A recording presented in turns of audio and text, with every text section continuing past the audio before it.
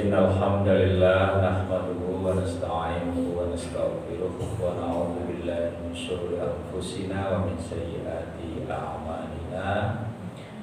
May yahdihillahu fala mudilla lahu wa may yudlil fala hadiya lahu. Asyhadu an la ilaha illallah wahdahu la syarika lahu wa asyhadu anna Muhammadan abduhu wa rasuluh. Rabbi shrah li sadri wa yassir li amri wahlul 'uqdatam min lisani yafqahu qawli.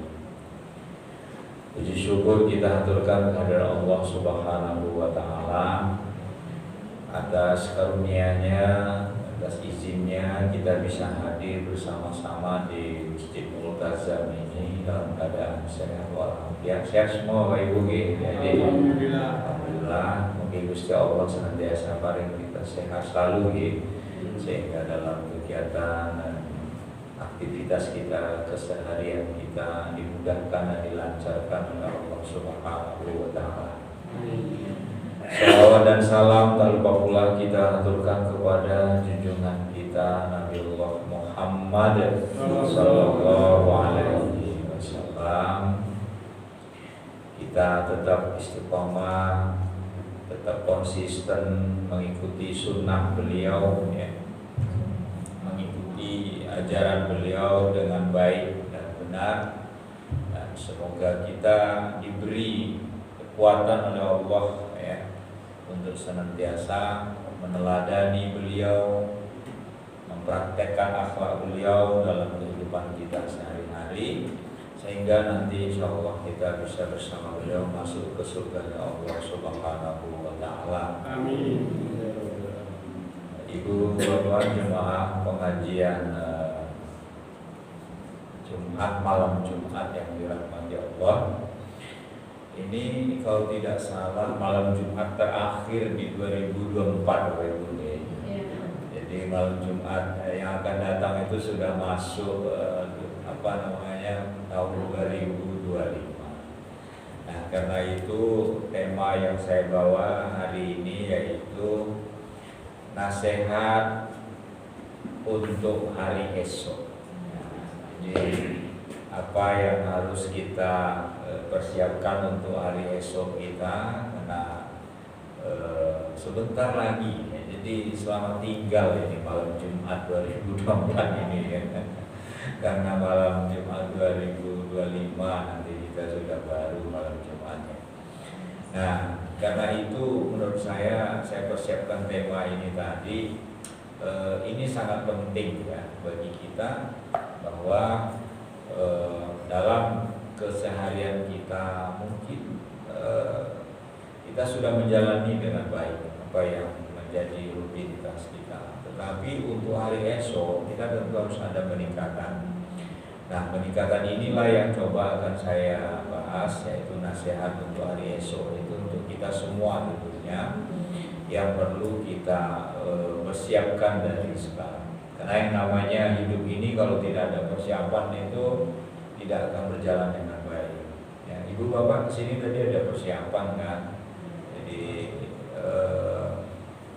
kalau ada misalnya acara sebelumnya kita rampungkan, kalau ada urusan apa dengan anak-anak kita selesaikan dulu, supaya kita nanti pas pengajian bisa berangkat dengan tenang dan kita persiapkan dengan baik, siap untuk mendengar tausiah, siap untuk nanti hujan-hujan kalau kesini, karena ini pas musim hujan. Tadi agak ada anginnya ya Pak ini. Ya, ada angin ya. Di tangga saya tadi ada beberapa seng yang berterbangan ya. Mungkin yang kurang nempel ya. Jadi terbangkan angin tadi sore tadi. Nah, semangat itu ternyata Ibu Bapak kita pelihara. Hujan itu tidak menjadi halangan. Kalau bagi orang pemalas tuh nggak makan pengajian Bu. Padahal ada Pak, ayo gitu. Kecuali banjir ini, banjir kita nggak bisa. Bahkan persiapan kita untuk hari esok itu ada dasarnya. Allah ingatkan kita. Bisa dilihat nanti dalam surat Al-Hasyr ayat 18. Allah mengatakan Bismillahirrahmanirrahim. Ya ayyuhalladzina amanu taqu nafsum ma qaddamat lighad wattaqullah innallaha khabirum bima ta'malun. Dan indah Allah mengatakan, coba kita simak artinya. Wahai orang-orang yang beriman. Ini serukannya kita orang yang beriman. Bertakwalah kepada Allah, dan hendaklah setiap orang memperhatikan apa yang telah diperbuatnya untuk hari esok. Dalam kurung akhirat. Bertakwalah kepada Allah. Sesungguhnya Allah Maha teliti terhadap apa yang kamu kerjakan. Ini ayat ini mengajarkan kepada kita, hendaklah setiap kita ini memperhatikan ya apa yang telah kita perbuat untuk hari esok. Apa yang sudah kita lakukan? Persiapan apa yang harus kita lakukan? Persiapan apa yang sudah kita kerjakan? Nah, Allah itu mengingatkan kita. Artinya apa? Kalau kita itu masih punya kesempatan. Ya, kalau kita masih punya kesempatan seperti ini, itu kita gunakan untuk apa? Agar kita bisa menyiapkan bekal kita di waktu yang akan datang. Makanya saya memberikan tema kita nasihat untuk hari esok.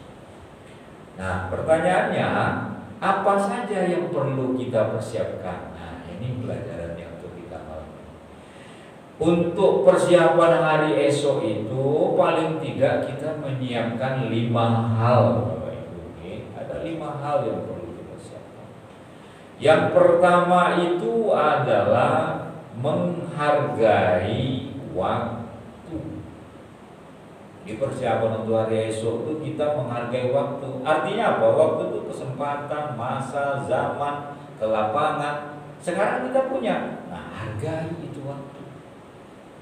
Ya. Waktu yang diberikan kepada kita itu tidak lama. Tidak dijatah Bapak Ibu. Oh, usia kita ini nanti sampai 70 tahun, 60 tahun. Tidak tahu kita jatah usia kita diberikan oleh Allah. Sehingga cara menghargai waktu itu saat kita hidup ini, itu gunakan waktu itu sebaik-baiknya, kesempatan itu dengan sebaik-baiknya. Karena kita sering lupa waktu.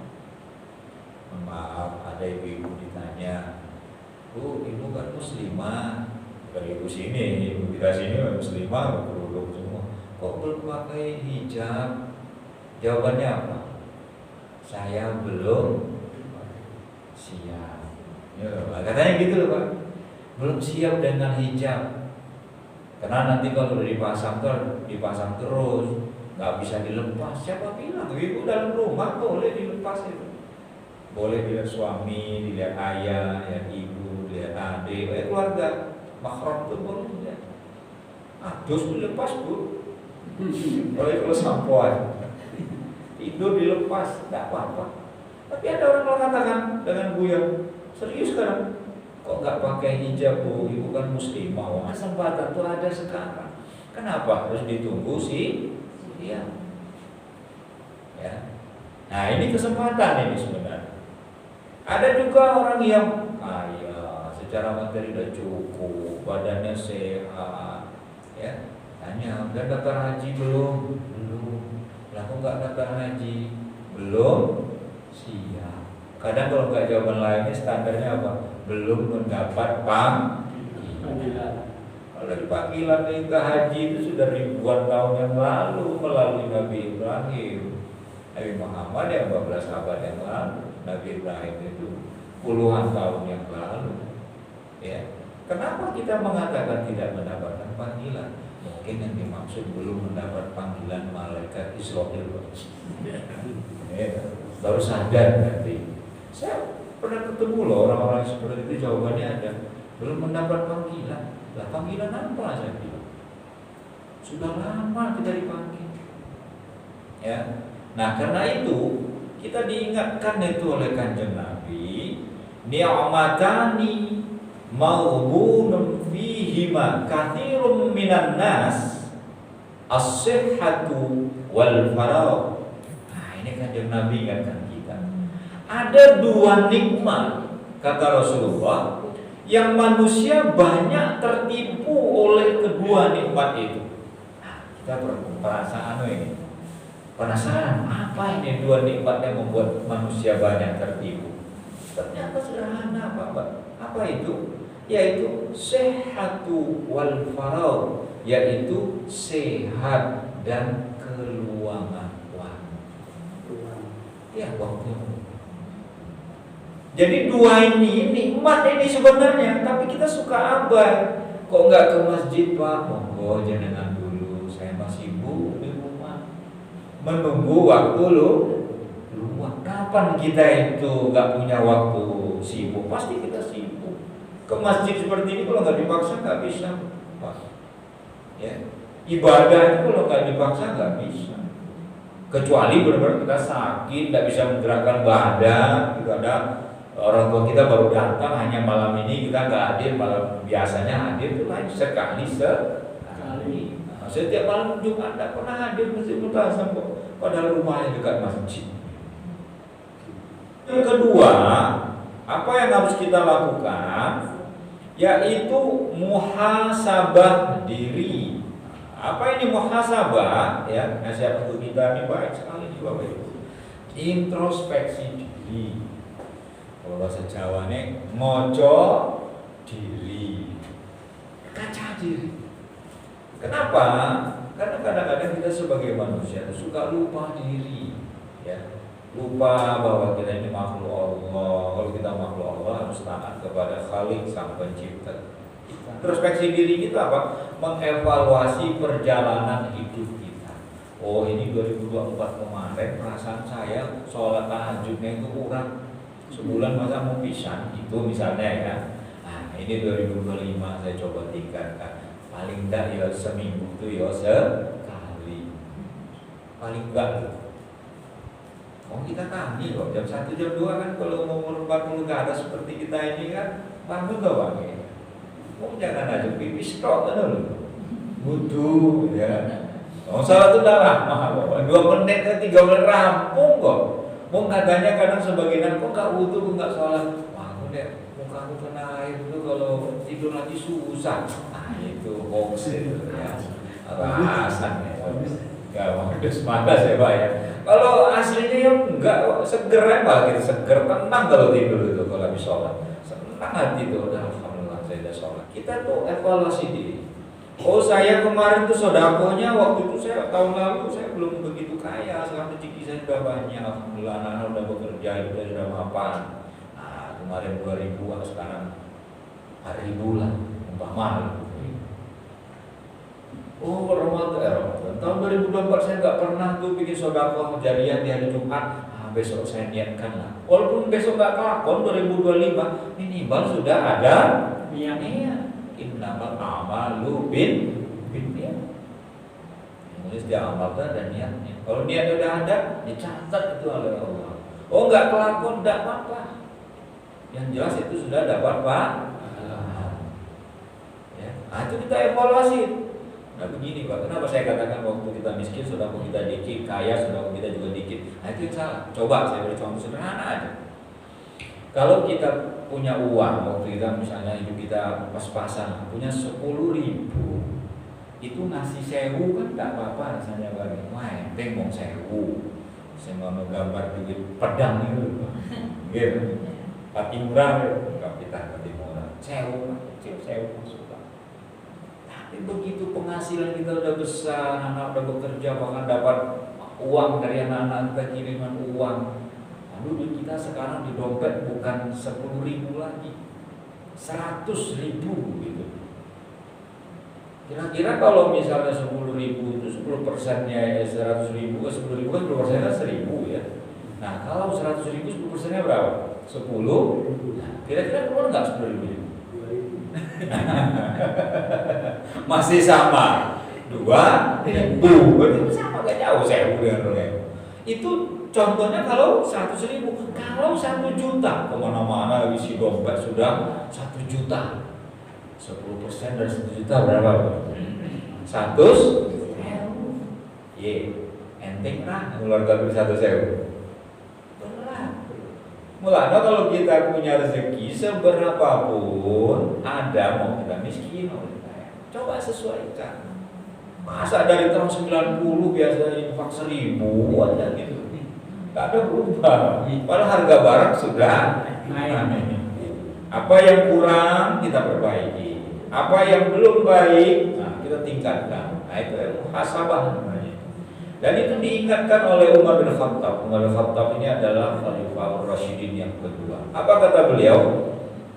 Hasibu anfusakum qabla an tuhasabu. Ini bagus banget ini nasihatnya. Apa kata Umar bin Khattab? Introspeksi dirilah kamu. Sebelum apa? Sebelum kalian itu nanti dihitung atau kita dihisab. Hitung nanti amal ibadah kita ya. Nah sebelum kita itu dihitung, nah maka kita introspeksi diri. Oh saya kekurangannya ini. Apa bilang sama anak-anak? Nah apa kurang ibu kok cerewet banget kok gitu. Bapak begitu, bapak kalau ngomong kasar kok nggak apa-apa. Itu untuk introspeksi diri. Oh iya Pak, Bapak itu ngomongnya gini-gini. Oh iya Ibu ini, anak-anak boleh mengatakan seperti itu. Ya, jangan kita menganggap bahwa kita itu adalah yang paling benar. Boleh kok anak-anak itu memberikan masukan kepada kita supaya apa? Supaya kita bisa meningkatkan diri kita agar lebih baik. Jadi kita introspeksi diri. Oh iya ya, selama ini saya kasar sama anak-anak saya. Oh yang ketiga, meningkatkan ketaatan kepada Allah. Nah, makin meningkat hendaknya taat kita kepada Allah. Ibadah-ibadah kita yang selama ini itu misalnya kita anggap hal-hal biasa seperti puasa sunnah kita jarang, ini perbanyak sekarang. Dan bertambah usia. Misalnya tahun 2024 saya jarang bayar puasa sunnah. Nah, sekarang 2025 kita niatkan, oh iya besok saya akan puasa Senin, Kamis. Saya akan puasa Syawal gitu. Tapi ingat ibu, khusus ibu-ibu kalau puasa Senin Kamis itu izin dulu sama bapak. Udah diizinkan bapak ya udah boleh. Ya diizinkan pun boleh. Tapi jangan selama puasa nggak boleh. Puasa Pak boleh. Selama setahun nggak boleh. Apa Pak dosa itu ya. Jadi maksudnya itu barangkali bapak mungkin besok ya karena suami istri ya, mereka perlu jelaskan lah ya. Jadi lakukan. Puasa Senin Kemis kita kurang, tingkatkan. Sholat sunnah kita kurang, tingkatkan. Walaupun sholat fardu, tidak hanya sholat fardu, Pak. Sholat sunnah itu sholat sunnah qobliyah 2 rakaat sebelum sholat fardu, dan sholat sunnah ba'diyah, sholat sunnah setelah sholat fardu. Jangan habis sholat tidak ada zikir, tidak ada doa langsung pelencing, itu mah bocil kayak gitu. Bocah cilik, ya kan? Apalagi kalau di Jumat Pak, begitu saya assalamualaikum yang kedua itu, wah itu jangan sih yang ibu-ibu bawa di belakang, sehingga bapak-bapak nggak pernah kebagian. Kalau kita merasa kurang sholat sunnah kita, puasa sunnah kita, sedekah, ibadah sunnah lah. Nah itu kita tingkatkan, menunjukkan itu adalah ketaatan kita. Ketaatan itu perintah Bapak Ibu. Ati Allah wa ati Rasul ulil amri minkum. Apa kata Allah? Taatlah kalian kepada Allah, itu perintah. Taatlah kalian kepada Rasul, itu perintah. Sehingga kalau kita ingin hidup kita itu baik ke depannya, taati perintah. Yang terakhir, yang keempat yaitu menjaga akhlak. Nah, ini yang berat ini sesungguhnya. Banyak orang itu dalam kehidupannya itu dia itu mengabaikan nilai-nilai akhlaknya. Kenapa begitu? Banyak orang nggak punya malu, ya. Banyak orang itu mengabaikan nilai-nilai moral, padahal dia tahu bahwa itu salah. Coba saja nanti bulan puasa sebentar lagi, 2 bulan lagi kita puasa. Ada orang jelas muslimah, tapi nggak malu, tidak puasa, gitu Pak. Tak malu dia. Menjaga akhlak itu memang benar. Ada orang berpakaian gak sopan, itu gak malu. Dia memperlihatkan auratnya kepada orang lain. Bahkan ada namanya baju itu, Bapak Ibu bahasa Inggris namanya, Ibu sering baca itu you can see. Tahu gak artinya? Tahu. Apa? Kamu bisa lihat. Iya, bahasa Inggris. Bisa baca pakai kamu you can see orang bisa lihat tubuhnya gitu. Kalau kamu Islam kan enggak, ditutup dengan baik. Makanya jangan heran kalau pelecehan seksual terhadap perempuan itu sering terjadi karena pakai baju you can see. Dan itu biasanya nggak pakai si, nggak pakai lihat, pakai tangan ya. Pelecehan seksual pakai tangan, ya. Bahkan gesek-gesekkan badannya. Karena apa? Karena ada peluang. Tapi kalau kita orang Islam itu tidak. Kita diajarkan menutup aurat dengan baik. Oh, sekarang saking canggih modernnya, jangan khawatir. Iklan sampo itu kan ikan rambut tuh, Bu. Tapi sekarang yang iklan itu pakai jam. Betul? Itu fakta. Artinya apa? Orang yang memakai kerudung itu insya Allah rambutnya bagus. Jadi kalau kita menunjukkan akhlak kita kepada orang dan akhlak itu baik, orang akan menghormati. Ilmu tinggi, titel tinggi, harta banyak, tapi akhlaknya jeblok, orang akan rendah. Ya kayak suki, yo pinter, tapi cigur gitu. Heran gitu kan? Gak sesuai ilmunya dengan akhlaknya. Gak perlu sekolah tinggi-tinggi itu, tapi akhlaknya baik. Makanya pendidikan yang terbaik kepada anak kita itu adalah akhlak. Karena Nabi misinya itu adalah misi akhlak. Innama bu'itsu liutammima makarimal akhlak. Aku tuh diutus untuk memuliakan akhlak budi pekerti manusia. Nah, semoga di tahun yang akan datang hidup kita lebih baik lagi dibanding tahun ini. Dan yang pasti kita berharap Allah memberikan umur kita yang panjang, Bapak Ibu.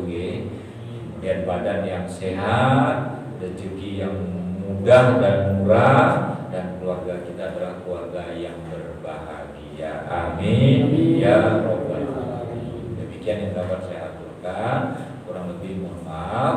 Wabillahi taufiq wal hidayah. Wassalamualaikum warahmatullahi wabarakatuh.